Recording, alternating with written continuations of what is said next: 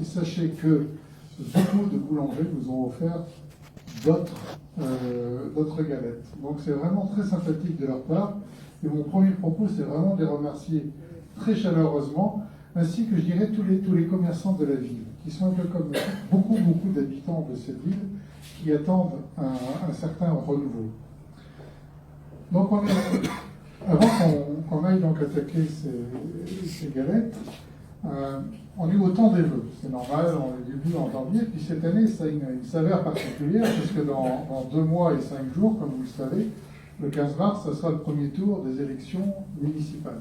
Donc c'est dans pas très longtemps, ça fait un peu plus d'une soixantaine de jours, et donc chaque jour compte. Mais ces vœux que je voudrais vous faire, j'ai pris la liberté de regarder un petit peu, et j'ai trouvé avec Jacques Brel un très beau premier propos liminaire, parce que Jacques Brel disait qu'il faut souhaiter des rêves à n'en plus finir et avoir la vie furieuse d'en réaliser quelques-uns. Et ça va être le fil conducteur de les propos que je vais vous tenir à l'instant, et qui seront brefs, parce qu'on a tous la peine de l'estomac et du palais. Tout d'abord, je voudrais vous dire que je rêve et que je souhaite, parce qu'il y a le rêve, mais il faut réaliser aussi, donc je rêve et je souhaite que les laïciens retrouvent leur ville, qu'ils reviennent vers leur ville. Comme beaucoup, je suis désolé de voir que nombre de nos concitoyens préfèrent aller à Bourg-la-Reine, à Cachan, à Antony, à Sceaux, à Villejuif, etc., plutôt que de venir vers leur ville. Pourquoi ils y vont? Parce que ces villes captent leur intérêt, leur attention. Il y a des commerces, il y a des animations qui nous manquent cruellement. Et en plus, quand je constate ça, je constate aussi que notre ville perd des habitants. Nous avons perdu 1000 habitants. Et si ces 1000 habitants, ce sont essentiellement des jeunes, c'est la force vive. Et ça, c'est parce que le prix du logement a beaucoup augmenté. Et je ne me réjouis pas du tout que les jeunes laïciens quittent la ville. Et au contraire, je rêve et je souhaite qu'ils retrouvent leur ville où souvent ils sont nés. Je rêve et je souhaite une ville où se développent les entreprises, les commerces, l'artisanat, parce que ça, c'est un facteur de création de richesse et d'emploi pour tous les laïciens, et notamment les jeunes. Je viens d'en parler à l'instant pour le logement, et l'emploi, c'est aussi quelque chose d'important. Et en plus, nous sommes au cœur d'un périmètre de développement absolument fantastique, avec Rungis, avec Orly, avec Villejuif.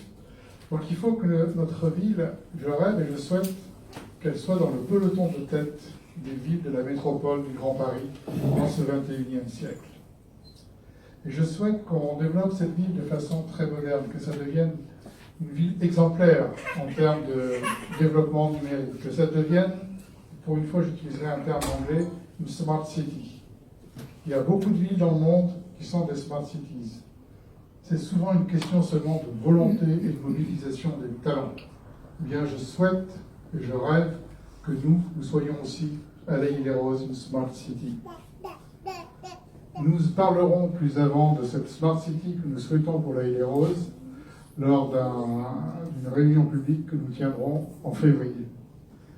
Je rêve et je souhaite une ville apaisée et tranquille, où la sécurité sera partout assurée, de façon sereine et confiante, où la prévention précédera la répression, et sans gesticulation inutile.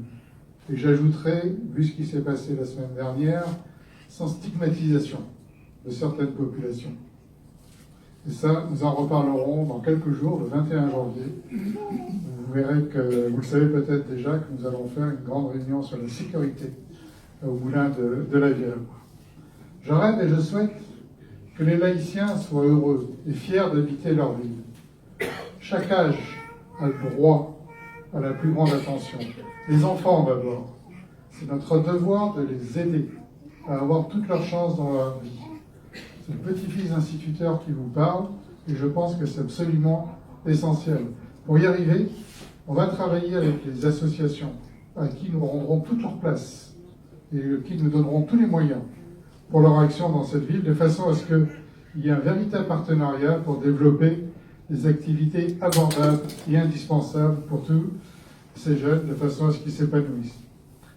Les jeunes, on parle souvent des adolescents, mais on oublie la tranche d'âge de ceux qui sont en train d'entrer dans la vie professionnelle ou qui sont encore étudiants. Ce sont des générations qui souvent sont oubliées. Ils ont des aspects qui leur sont spécifiques. L'information, leur activité, ils ont besoin de lieux. Et une ville comme la nôtre, je rêve qu'elle offre des lieux aux jeunes. Parce que ça évitera aussi, comme notamment dans ce quartier, juste en face, des problèmes d'incivilité. Après, il y a aussi les seniors. Les seniors, c'est une partie tout à fait fondamentale de notre vie. C'est la mémoire de la vie. C'est l'expérience. Il faut qu'ils soient entendus et qu'ils aient toute leur place. Et donc, vous voyez, dont je rêve et ce que je souhaite, c'est que les solidarités entre les générations s'exercent. Je rêve et je souhaite aussi d'une ville où les habitants sont respectés et associés à la vie de la cité.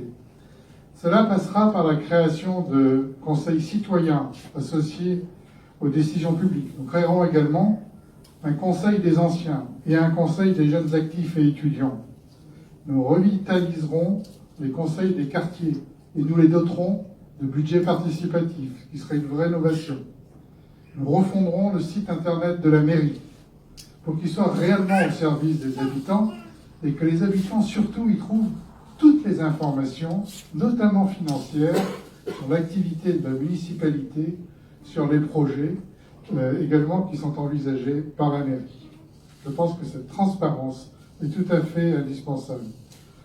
Je rêve et je souhaite une ville où les élus sont véritablement au service de leurs concitoyens et qui ne soient pas à la poursuite d'une carrière politique et qui ne deviennent pas des professionnels de la politique.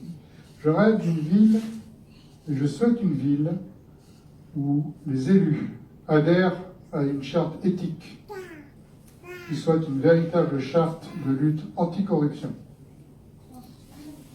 Ça manque. Vous savez que la loi impose des déontologues dans les villes. Nous n'en avons pas ici. Il y en aura un dans 3 mois.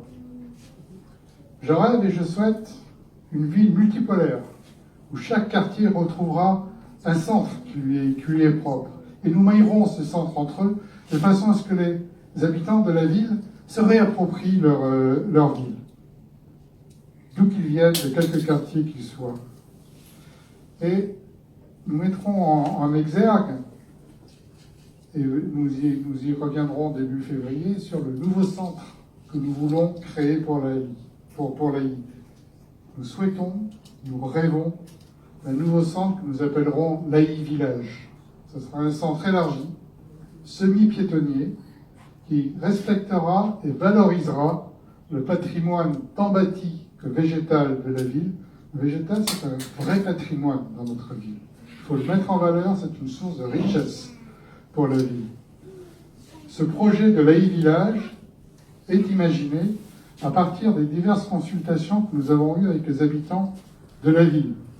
Et nous voulons que ce projet soit à l'image des attentes de la ville. Nous avons intégré toutes les demandes de tous nos concitoyens, la volonté de redynamiser, le renouveau, l'attractivité. Ce n'est pas seulement en faisant des immeubles d'habitation qu'on y arrive. Il y a d'autres façons de faire.